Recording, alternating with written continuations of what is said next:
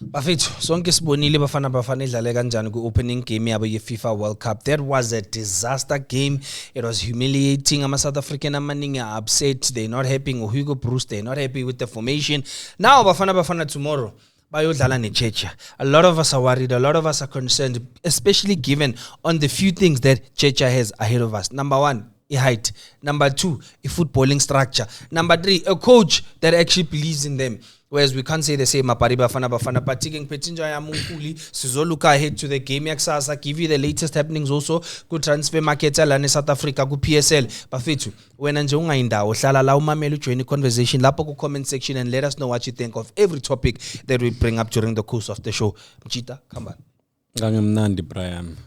Yeah, indaba yebafana inkinga but ngifuna ukuqala la abekune media briefing yakhona uGoss ukhulume nemedia ne utho uGoss abantu basho izinto ezinegative ngoba bekho bona ku World Cup kusho uGoss. I don't understand ukuthi why ba interview uGoss umuntu ongekadlale nokudlala kubafana uyokhuluma kanje, and it's not like uthi ayisiza i-team, ayikho into ayisiza ngayo i-team.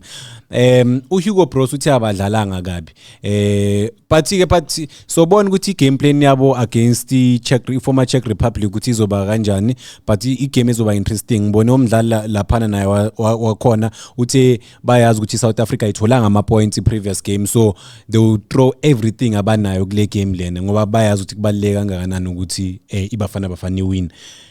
Ngibona nabanye abantu yazi bafethu ibhola silijajeni ngokulibukela yabo, khona ama teams wala eAfrica adliwe abo Senegal but badlalile ngithi. So abo Goss mabathi thina negative ibafana wonke umuntu sifuna iwin thina ibafana we have nothing against some players ngithi, but they have to show up even if you lose, but loser ulwile ibafana idlala ibhola elithusayo yabo, asilazi thina lela bhola lela hayi le bhola labadlali abajwayele ukudlala.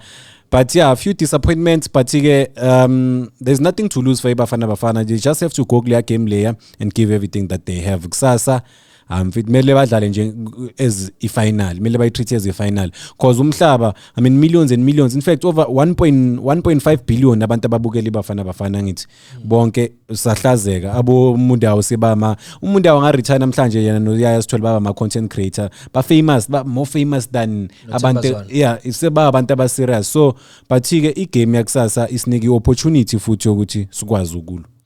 I think number one ngifuna ukulungisa lento le yaka Goss makazothi abantu ba negative ne. I don't think there's a single South African or to Hugo Broos akahambe aye lapha United States, Mexico nase Canada kuyowina iWorld Cup. That's something nathi sizobe ngabe sesiyakhula manje ukuthi sithi kuyesifuna ukuthi awine iWorld Cup. But all we are asking from Hugo Broos and the players is that can you go showcase South African football at the world stage ngendlela right? Mabathi abantu emhlabeni mabajika babheke South Africa basho bathi no, South Africa ibhola likhona.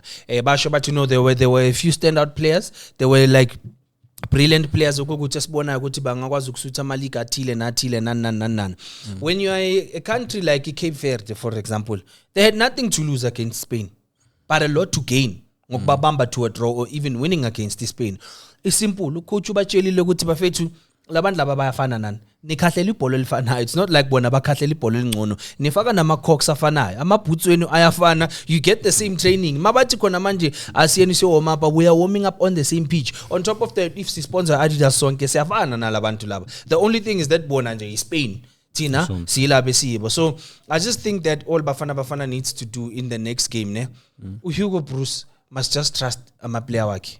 And he must make sure ukuthi makasenda ama player wakhe ayodlala lapha uyabatshela ukuthi gents, go play for your country number one, but also dlalela wena i-contract. You never know who's watching. There are billions of people that are already talking about Bafana being a failure of a team. But if you guys go there and prove a lot of people wrong, because even ama odds kuma betting company are against Bafana. So I just think the biggest issue Esibena Gule World Cup lena is that number one, Hugo Broos doesn't believe in his players, and then number two, le formation le ayidlalile against Mexico. I formation hambe yaslaze emhlabeni wonke jikelele. So of course some South Africans azo complain because even if siluzile ku Mexico, but if siluzwe mfana silwile, see pound for pound nabo, sibone the players that we know are capable of delivering for Bafana play on that day, then I think we'd be having a different conversation. It doesn't make sense to take Ozwena Police, who was involved in throughout the qualifying campaign, a creator, a kora magole, and then makfika World Cup akadlali. It doesn't make sense. Umfuke ngobekangena sidini na dribble ama player enzani intimidating ama opponents wabo, opening space for other players to score, and then masfika World Cup akadlali. So I just think that's what South Africans are complaining about. Ukuthi Hugo Bruce lama chitu wathembile ukuthi qualifies. Manje mase qualify wasawathembi futhi ukuthi kube yiwadlalayo. Lento ifana nama team oMagesi ba qualify from second division to the PSL no coach othile nama player athile bese nabafika ku PSL bafuna ukubaxosha bonke sebafuna ukusayina ama player ngana club manje ama reject ama players so close to ukuyo retire bese bayazibuza nabangahlali ku PSL ukuthi yeah but the young players who were hungry who represented nibaxoshile so been expecting so Hugo Bruce is himself to blame for that loss. Yeah, yenesho ucoach vele ayisesikhulume kakhulu ngaye uye vele kumele simblame but ke nama player nawo kumele ukwazi ukuzilwela ube strong.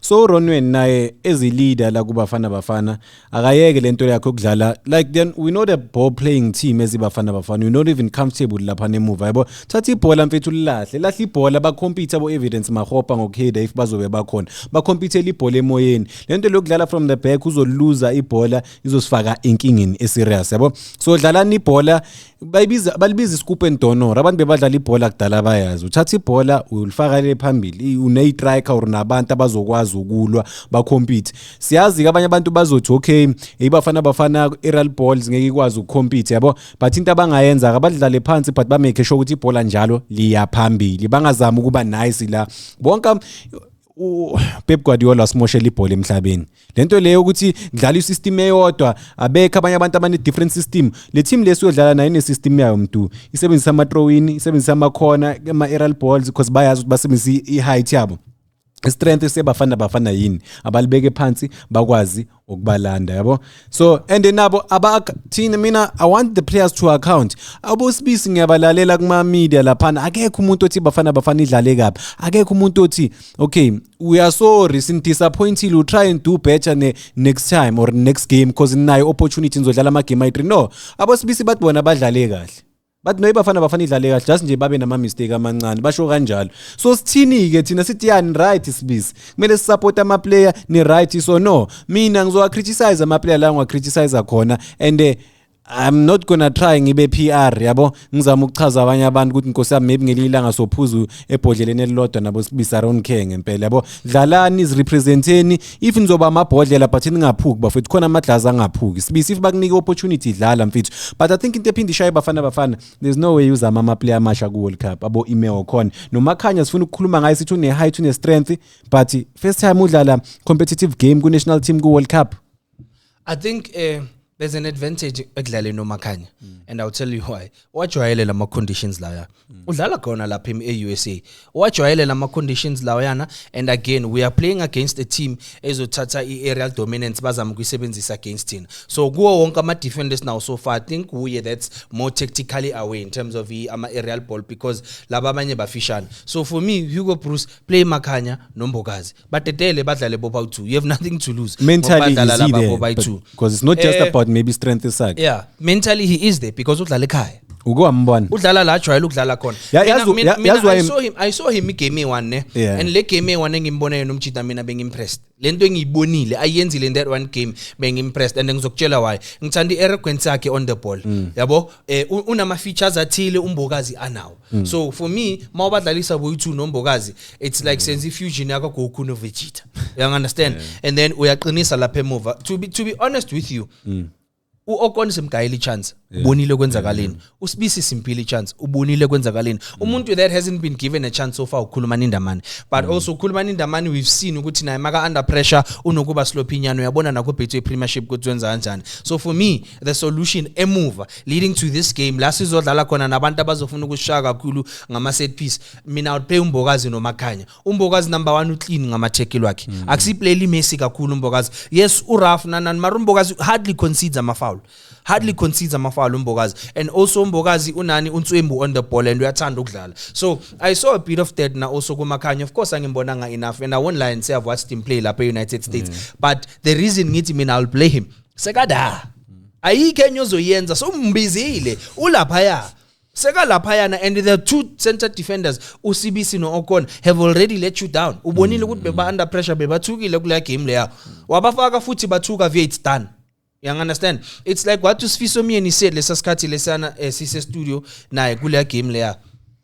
Atula Foster uze eSouth Africa bafana edlala neNicaragua. Bekase Orlando which is home. La qala khona waget olaphana bekumele wageja penalty bambhuwa ekhaya. So by the time ahamba eWorld Cup confidence yakhe ifile iphansi confidence yakhe. What do you do as a coach? Uyamprotect umjithu uthi ntwana ngicela ukufaka as a sub. Can I start someone else wena ungene as a sub because waqala igame wapeta ama South African ayo kungena even more. So now that uMakhanya ulaphayana awuna chance play uMakhanya because what bafana needs to avoid kusasa ama set piece. They need to concede less set pieces. And Kusasa, confidence, the experience of playing at that level is going to play a big role. Player with. So, Umbokazi no Makhanya already badala lapaya. But understand the temperature, le kunjana, le city leo. But understand the ground, the length the ground. Nan seba chwaelo good mau kichi mo pelela la, mau paso pelela la wenza. So for me na you are my players or critical for bafana Kusasa lape move. Maybe uMakhanya just yazwa into engenza uthi ngidoubt kancane uMakhanya ngoba ngikaze ngimbukele mina yabo bedlala igame le ayidlalile bedlala neteam ezifele cause there was a time la ngiimpress ngoya Sithole yazi mfana. I'm sure now there was a time la uimpress cause AFCON leya 2024 you know no lapha nadala noMthobi Imvala no Grant Kekana bigger sharp. So khona ama player kuzumayo ikhona izumzum phela yabo khona ama player umuntu masombheka kahle uyabona ukuthi no usibani bana ngawashaya ama goal sibani bana ngaba nalawo ma performance but masombheka kahle ezi play uyabona ukuthi no khona ama game nama ngangangivuma kubafana ukuthi ebuhumo kwena ngiprotect kube nomvalo emva kwami ngiprotected angibonakala nokuthi nginama mistake yabo but ngizozama ukuba positive yabo. I don't see like cause mina talent is nalo bafethu yabona talent is nalo like it mina we have the biggest talent on the continent but into esinganayo mentally asikho fit yabo ayikho country shaya eAfrica ngetalent ayikho ngempela but ke mentally iphindi ishaye lento le like asikwazi ukusurvive kwamanye ama environments asinayo leyo crowd leyo yabo sihlonipha kakhulu sawini award thina le fair play award ku tournament yabo ubona ukuthi silunge kakhulu kanti kuma tournament akumelanga just have that arrogance man. That is why bengisho ukuthi ama players mele mebafane nabombokazi but asibuyele emuva kancane ezi captain ezi leader laphana uRonweni usavile last game but ube nama mistake futhi uyayibona iproblem yokungabi ne second goalkeeper abayithembayo laphana kubafana ngoba there is no way uRonwen aluka survivor wonke lama blunder lawo wakhe. I think njengobusha I think the biggest issue i1 mfana bakhona abo goalkeeper abangamchallenge uRonwen Williams for lela jersey lela.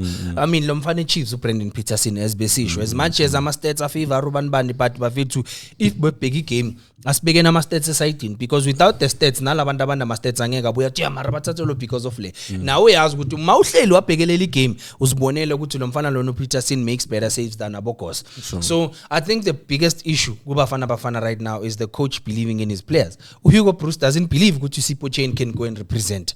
He believes ukuthi Sipho Chain can be a replacement should Ronwen Williams get injured. He doesn't believe ukuthi uGosi uzohamba yodlala. He believes ukuthi uGosi uzoletha positive energy etimini masi umoya mawuphansi uzovuselela ama player gijima abalethela amanzi. Yizi izinto lezo Hugo Bruce azenzayo. And one of the reasons why we always complain and say that but Hugo Bruce sometimes you are being unfair on the players and sometimes you are wadelela ama player. It's those little things lezi eziyena azibheka ukuthi akuzu qualify ukudlala ku national team ubheka lokhu nalokhu and then football netalent uzibeka egcineni. Because if beka football netalent ephambili ngabe kunamanye ama player wayanga lapha yana esquadini ngaba bolibone CM abalapha ngaba bo Grant Kekana abalapha nabo Keanu Cupido. And you look at the silly mistakes la machita lawa wayenzile first game, those are not mistakes ezenzakalayo when Grant is on the pitch. Those are not mistakes ezenzakalayo when Abu Cupido bakhona abadlala. Akusama mistake, le mistake eyenzo Yaya Sithole is not a mistake uTebza Mkwena makes makumele kube uyo collective ball. It's not a mistake nalo mfana Chiefs umabuye would make makumele kuthi collective ball. So the problem is coach wethu yena self unama player wakhe aziyo ukuthi bona they are guaranteed line-up under Hugo Bruce nanoma bangathi ngiphethwe iflu ukuthi ngiyola lesibhedlela Hugo Bruce uzothi mfakeni something ukuthi nje imsize for today ahamba ayodlala yabo so that's why noma Ronwen Williams angenza ama mistake uya relaxa because he knows ukuthi competition kahle uRonwen Williams akana competition kubafana under Hugo Bruce akanayo competition because Hugo Bruce doesn't believe la amanye ama goalkeeper bangashaya umsebenzi la amanye ama goalkeeper uzowadlalisa against iNicaragua. But when he has to play them at good stages phezulu akawadlali and Hugo Bruce doesn't also believe in Relebohile Mofokeng angakhuluma ngaye athi Relebohile Mofokeng is the future of South African football at that age future late akusi future 2021 22 akusase future umuntu sekumele ukuthi uready uyadlala uLamine Yamal 19 years bese kayenzani ku Barcelona iMorocco inomfana nayi lento lebe ngisho before siqala ukurecorda khona intwana ina 18 eMorocco think yobe deserve man of the match kule game yeMorocco against Brazil ne angazi ukuthi itholile or ayitholanga lentwana lebe idlala nama under 20 wethu la under 20 ama champions waseAfrica so uyabona now in terms of like ibafana ukukhuphula labafana labo ukuthi okay ba compete on the continent nabithi sifaka abayi5 or abanjani yabo ukuthi bakwazi na ukujwayela ukudlala competitive on the global stage but asibhekana asimove kuma positives ba surprise kanjani labantu laba ngoba wonke umuntu wase Czech Republic uyasho ukuthi yabona maybe singaluza against Mexico singaluza against but laba ngeke silose against bona ba surprise kanjani labantu laba kule match lene enkulu kangaka because bacabanga ukuthi usit back bacabanga ukuthi na bazodlala ngama defender i5 or i8 bathukile labantu laba so thina as squad siba surprise kanjani wena as umuntu njengoba maybe ungazama ukuflip izinto kanjani as Hugo Bruce ukuba calculative but usiba surprise kanjani cabanga ukuthi maybe masingaba pressure then nabo bazomangala ukuthi hayibo akusile team lesibonile first game. The only way we can surprise the Chechen in South Korea is if we go back to the formation and the system we used ngama qualifier. That's the only way. Leya system yama qualifier is sebenzele because best defender nga4. You understand? And then the rest siyaphambili ngaba. So go back to the system that qualified you to the World Cup and just use Leo system leyo. Yabona mfethu ne ma ucoach uhlakaniphile.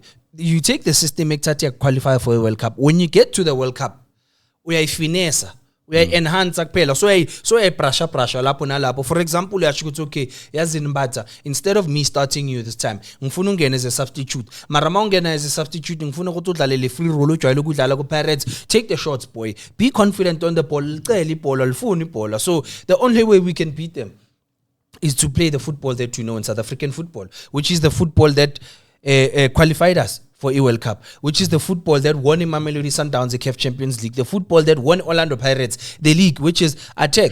Into siyaziyo thina la South Africa ukatheka holding on to the ball and bafethu ibhola lethu identity yethu we always need someone ozofaka ama player wethu gamini alithi nje kancane it's fine do it on the why is it that Neymar nabo Vinicius Junior are free to do it bona ema country now and no one complains and calls it showboating mayenzo abethu it's showboating uRelebohile Mofokeng akangene kule game abamba ibhola shayivala akashaya umuntu omude waseChecha amshaya ngevala lo muntu kube ishomiwe number sijabule as South African supporters nathi siyayehla ukuthi abafethu amajita ayadlala and then nama player wakhe ayehla he did that with derby against the Chiefs lapha iPirates izowina 3-0 yakhumbula uMofokeng uthe makabamba ibhola first touch yakhe washaya lo mfana lo Ethan Chislet ngevala wamshaya ngevala wathi welcome to the Betway Premiership yadliwe Chiefs Orlando Pirates yangena egaming so you always need an icebreaker as a team yase South Africa ibhola lethu bafethu asiyekeni lento leyo ukuthi inini it's fine uRonaldo angangena namhlanje nabadlali agibela shama step over umhlaba wonke ujabule ukuthi yona imbonile uRonaldo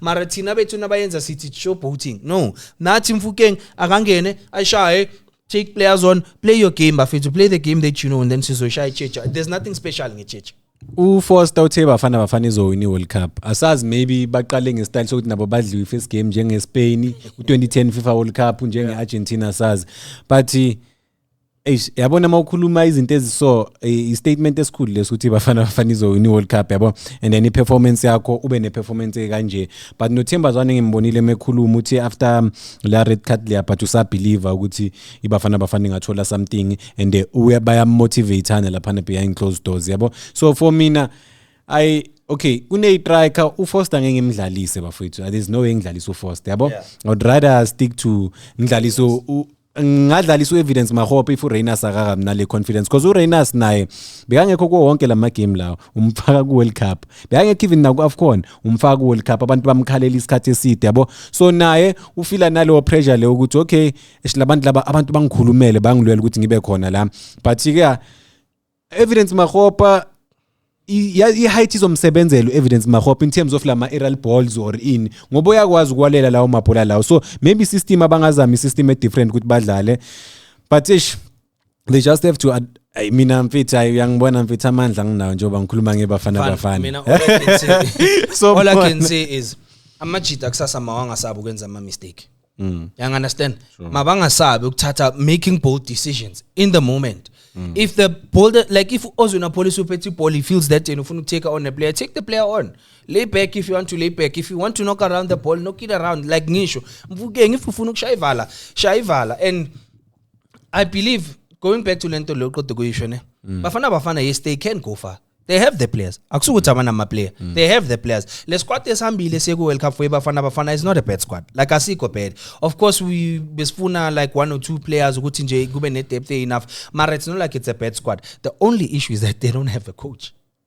You understand? So expect what about ama analysts cause yazi utheni usibisi mangimlalela uthi ama analysts prepare ibafana kahle for le game le and the analysis yamazi ukuthi ubani umali oyi analyst lapha no celebrate 2023 uRonon Williams asave ama penalty so instead ukuthi sibheke ulona ukulona ucoach kuphela namajita nayo behind closed doors now ameke iyobe wabheka ilo bathola information wrong number 1 eMexico yabo so sithi ngalama analyst lawa advise ulo phela uyalala umkhulu makabukela ama game not like uthi uyayibukela eMexico akayibukelanga nelone South Korea njengoba sodlala nayo yabo athini lama analyst lawa khona ngoba bancane amajita nabo ma 30 something akhona involved lapha nakubafana ba prepare team kanjani bona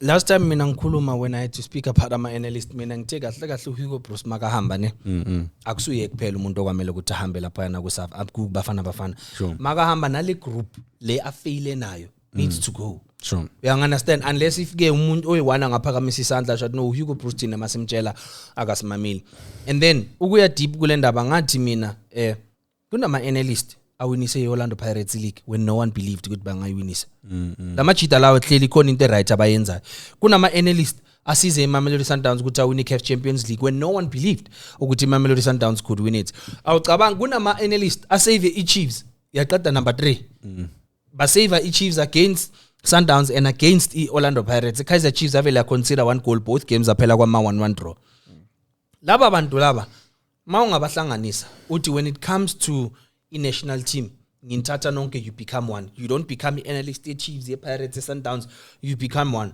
awucabanga ukuthi labantu laba yibo bebangasithatha basenzisa izinto ezingcono le because labantu laba if ubheke iBucks camp urile une specialized training yokufinish that specialized training ingahamba isizi bafana you take the very same people abafana naba trainer bathathu Lyle Foster because clearly he's not getting specialized training la suka khona maybe that's why angakuri you take the same guys ukuthi ngicela nifundiseni lo mjita lo noShamarana mboniseni nini nama video analyst ukuthi ntwana when you run this is how Mexico plays gijima la na i target man yakho mawuphethe ibhola landa lo yenza so because clearly laba bakhona manje kule setup yabafana bayasifila so sometimes you need to copy what these other national teams are doing. Spain sathatha i World Cup 2010 ngefilosofia Barcelona ne Madrid. Bavele bashaya copy and paste lento leya. Abazange bayimosha. Bavele babona ukuthi okay na i-team eBarcelona strong ile khala lento le iBarcelona ileka ikhona ku Madrid. Bayithatha and they made one squad. So again, you take a team like Mamelodi Sundowns we go win the CAF Champions League. Uyabona ukuthi Mamelodi Sundowns ileka la they don't have a South African number 10 who's good on the ball. Sizo replace ngorili. You understand how thing? Yeah. They don't have a wing besides with Chasrick Matthews. Abana wing in a goal week in week out. You replace that wing on Ozuna Police. Ubuyele move like you look at the basic things that they are doing right. Lapaya. Oto. By the way, there's a talent in Bata and Sundowns bano chirenems bano tebo homuke na bano batusi obas. Like those are some of the things that for me you look at as a coach. You could marating tati structures tile esebenzayo. Ngislungise, ngis enhance, ngisbege lana because you think about it.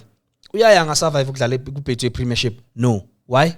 because iphethe premiership ama midfielder wethu thina sibathanda abaphethe ibhola that's why sithanda uSiphumbule because sithanda umuntu okwazi ukuholda athene apass uyaya can't do those things so you don't need someone like that kwi national team yakho so izonyana izinto mina I believe ukuthi bafana ekumele ukuthi izilungise yazi mina nayi problem enginayo ukuthi City yabo masikhuluma ngeSouth African football or ngebafana City for example Spain yabo because mawuthatha ukubheka ama country afana nama Spain bane system even I development yabo thina Transnet lo yini le Transnet school of bani excellence SIP ngasekho manje so asinayo system thina esazi sesiyazi ukuthi ku Spain for the next 10 years kuzodlala bani ku Spain kubafana uyazi for the next 10 years ukuthi kuzodlala bani bese singazi nokuthi obani abaya ku World Cup kubafana sithukile even namanje akunama surprises kwamanye ama country mfethu yabo akunama like bane system abamove ngayo uyabona ukuthi okay ubani ubuya kanda se tebuhomo kwena bafethi istory esi right ubuya under 17 under 20 under 23 yabo siyambona khona umuntu ovumbuka sokudlala iWorld Cup kuphela akaza bakuma structures kune disconnect between yena namanye ama player yabo so yabona singa complain amasibheka ucoach but ucoach kumele afix izinto manje yabo because isystem ayimvumeli yazi ezinye intwana bengiyibukela namhla I think ezase Mexico reza kubzithe iSouth Africa ayisina rising star in South Africa cabanga because yonke country iba nabantu bayo ama yazi rising youngsters sibabonayo ukuthi bazokwazi ukuyithwala team asinabo thina who's the best player kubafana for me yeah Ozuna Police emhlabeni bazibani kubafana mabacabanga bafana bacabanga ngozwena police umhlaba bacabanga uLyle Foster ngoba udlala kulo and uyinkomo ebholini lase South Africa akalazi lo muntu lo yabo ibest the previous competitions engeke ngasho ngathi ibest player kubafana uWilliams naye unama mistake yabo global stage ko Ballon d'Or bajaye bafana no goalkeeper good but nabayibheka iquality la goalkeeper unama mistake naye so mfethu isa family B isbuildele into strong yabo esazi ukuthi sokwazi ukucompete ngayo in the next few years ay asingene kulezi okay score prediction I would say 1-1 draw 1-1 draw 1-1 starting 11 noma sazi ukuthi sesiyasazi ke bafethu uRonwen lapha nemuva umbokazi I would say okay asimfaka uMakhanya simbone ngoba babazamile abanye then umudawo yakhe la position I would say mina abafaka uCross ku left back abe athi umsebenzi wakhe bokudefender kuphela unaye height inyani yakwazi ukucompete ulo akekho ready mfethu akekho fit ulona umudiba akekho fit ubuya kwinjalo abantu abayiboni nokuyibona akekho fit and then eswini uAdams umukwena urile Mfukeng ezu number 10 oswena police esidini usibilibili unaso manje lespeed angaba surprise mina ngariska uma seka haya ngikho convinced ngoma seka udlala eCzech udlala kuphi eCyprus like is not there yet like uyadlala ukudlala uhlakaniphile umfana but simboniye kunamanye ama games not like asimbonanga yabo akakaphefumi bamfake maybe ngaba yisuper sub ma second half but mina ngazama usibilibili simbone umfana ukuthi u ready na then ku number 9 I would say uReyners bakwazi bamfeed ibhola simbone kahle so I would say bafana tholani draw.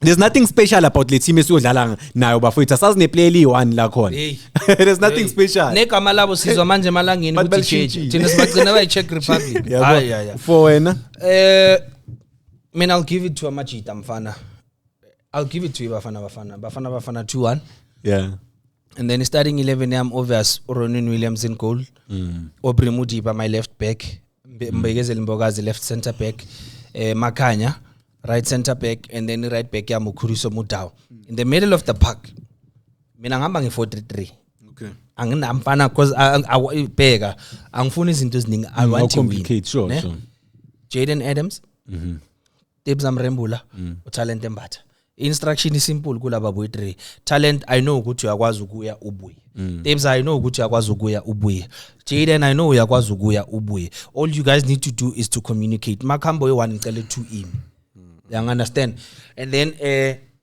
phambili ngapha ngiza ngomfukeng and then ngale ngiza ngoOzwena Police bese ngistriker ngoIkram Reyners then second half 5 minutes into the second half ibile depending on the score line mayiqala nje second half ngidonsa oy1 between Adams noMbatha mangidonsa lo oy1 ngithatha umfukeng sengimfaka as a number 10 ne then manje senyababulala straight manje sengibasha up and down ngifaka lo mfana lo Thapelo Maseko second half ozona police bese yena uya ku left then Thapelo Maseko ungena ngapha siyabalanda waya maybe lapha ngabo ma 70 ngiyamdonsa Rena singifaka uMahupa mangifaka uMahupa ngimfaka e1 uMahupa you understand ngidonsa wa police mfuke ngimshayisa 90 ngidonsa police ngifaka uMurimi.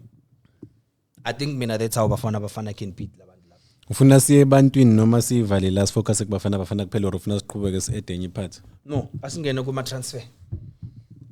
Ama transfers i-transfer enkulu obviously Kaizer Chiefs Thabo Mloyisane Orlando Pirates sign ama players they are linked with ubano Abrahams noma ubani nayi mina into surprise ngeOrlando Pirates yawasayina ama player but ama players angiboni mina kulama player bawasayinile bafethu ukuthi khona umuntu ozokwazi improve iOrlando Pirates when uyambona because umthiyani ngiyambona but ngiyabona lapha it's not umthiyani is better than ulona usihle unduli.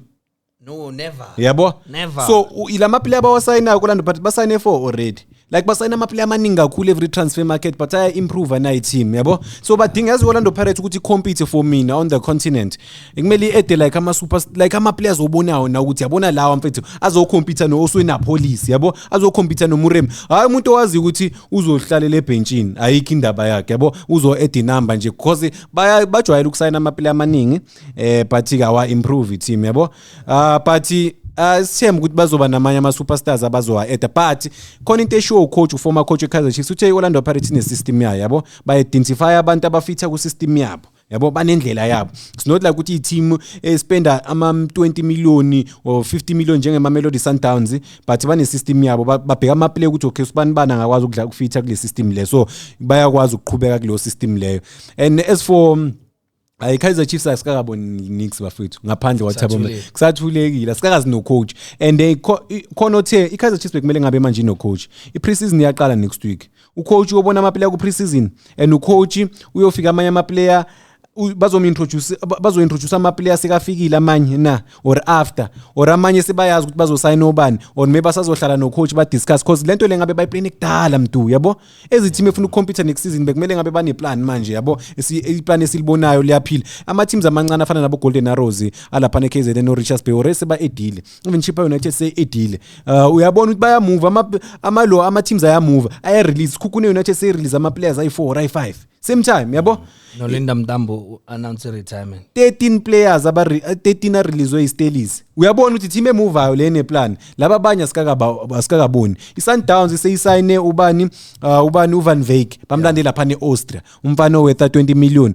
Exciting isike sambukela umfana kuStelis ngamazi even ku-engine I think ku-engine cup adlalela uBuntu if angilenza iphutha. So siyamazi ukuthi exciting ama players bayakwazi kusuka eEurope azojoin iMamelodi Sundowns. Abantu abangala understand ibhola abafavor belungu bona bazothi hayi why you 24 year old isuke eEurope izodlalela iMamelodi Sundowns. Mamelodi Sundowns bayabanika better salaries, better exposure, baya ku Club World Cup badlala on the continent. Why nifuna abantu badlale eGeorgia ngiyanibona nini? Nifuna ukuthi abantu badlale ku-Austria or ema country esingawazi nokwazi bafuthi as long as nithi eEurope why kumele suke uyaya sithole akanayo lucrative deal eEurope bafethu oshinga babathathe eEurope nina nizwa kuthiwa eEurope nivele nithi hayi akumelanga suke no iMamelodi Sundowns yakwazi uku-identify ama players wanika ama salaries ahlakaniphile even abo Santos basuka kuphi ePortugal abo Resino basuka ePortugal oLeon basuka kuphi eColombia so ningadlela umoni Mamelodi Sundowns izodominate transfers abanye bazosayina ama players ayi20 kuthuleke Sundowns uzosayina umuntu oyi1 but niyayibona ke Sundowns. Yeah. I know. Mina into engayisho nje ukuthi maybe iChiefs namanye ama team basa respect bafana. That's why abakafuna ukwenza amanye ama announcement abafuna ukuphazamisa attention kubafana sazi. But I hope bazoyenza bafethu. Sibonga ukuthi nisibhekelele, sibonga ukuthi nisijoin, sibonga ama comment wenu, engagement yenu. Ya dropa le episode futhi ngasikudala ku YouTube izoba se editiwe si right nibhekelele. Remember to like, comment, subscribe and then on all our socials remember to follow us si Omni Audio Africa igama umuntu Sibeko ungasivalela yona mhlonishwa. Nkuliso kabafethu siyabonga ukubukela, siyabonga ama comment, siyabonga ukusithuka, siyabonga nje ukuletha ibhasi ngaphandle kwenu ngabe ngihlala ngaphansi kweMandela Bridge. Danko.